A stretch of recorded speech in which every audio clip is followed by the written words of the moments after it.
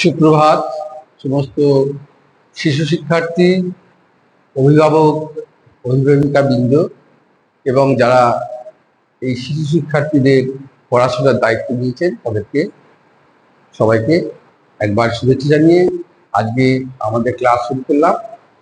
তো আজকের ক্লাসে আমরা বাচ্চাদেরকে শেখাবো কিভাবে অ আ লিখতে হবে। অ আ ক খ মানে স্বরবর্ণ এবং ব্যঞ্জন বর্ণটা আমরা কিভাবে লিখব।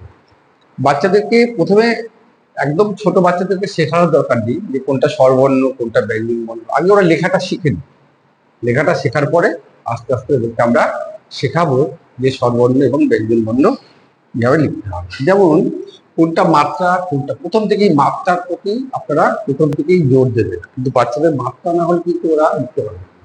দেখবেন বাচ্চাদের অনেক ঘর কাটা আছে, সেখানেও আপনারা করতে পারেন। যেমন ধরুন এগুলো সব মাত্রা, যেমন ধরুন অ আ হ্রস্বই দীর্ঘই, এই চারটে মাত্রা আছে।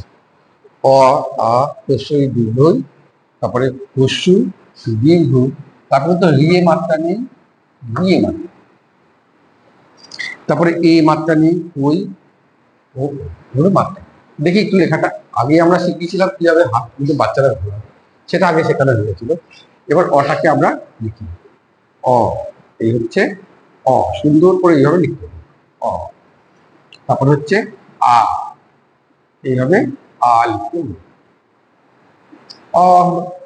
এবার হস্যই, এই দিয়ে এই হচ্ছে হস্যই, তারপর হচ্ছে দীর্ঘই।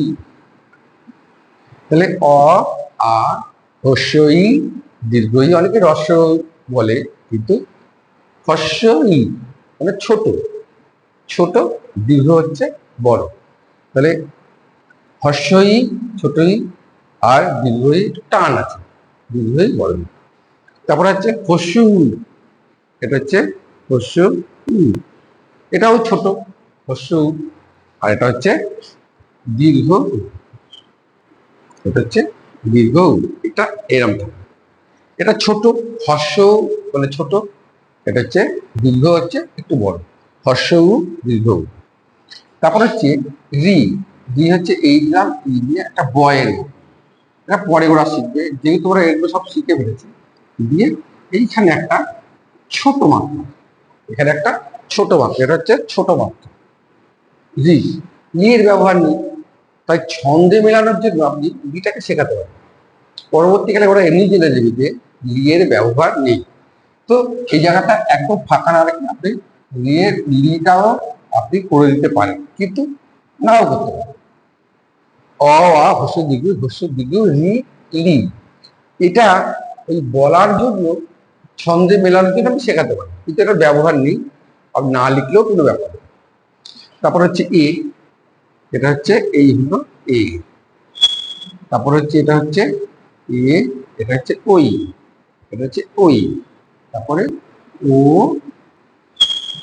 হচ্ছে ও। প্রথম থেকেই হাতের লেখার উপর জোর দেবে বাচ্চাদের, এই হচ্ছে চারটে চারটে ছন্দে শেখানো।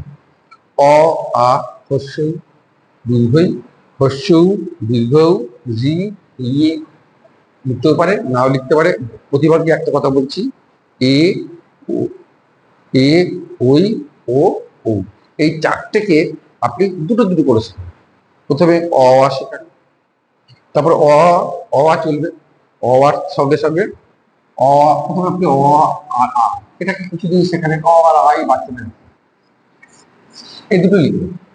লেখাটা পরে মনে করো এটা 3 দিন 4 দিন লিখলো, তার সঙ্গে সঙ্গে এটাও লিখবে, তার সঙ্গে হস্য আর দীর্ঘ, এই দুটো কিন্তু আপনি যোগ করে দেবেন। তার মানে কি, এটা তো আগে প্র্যাকটিস করবে, প্র্যাকটিসে থাকলো, তার সঙ্গে সঙ্গে যোগ হলো এটা। এইভাবে দুটো দুটো দুটো করে আপনি যদি যোগ করতে থাকে, তাহলে দেখবেন যে আস্তে আস্তে ওরা কিন্তু পুরো এই অ আ যেটা স্বরবর্ণর যে ব্যাপারটা, এটা কিন্তু ওরা করে ফেলবে।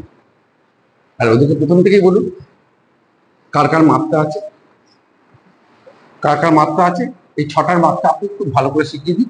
তারপর দেখুন এটা ছোট মাত্রা, ছোট্ট একটুখানি মাত্রা রয়েছে, তারপরে এই চারটে কোনো মাত্রা নেই, এই চারটে কোনো মাত্রা নেই। তাহলে এটা হচ্ছে স্বরবর্ণ। আজকে আমরা স্বরবর্ণর চ্যাপ্টারটা শেষ করলাম।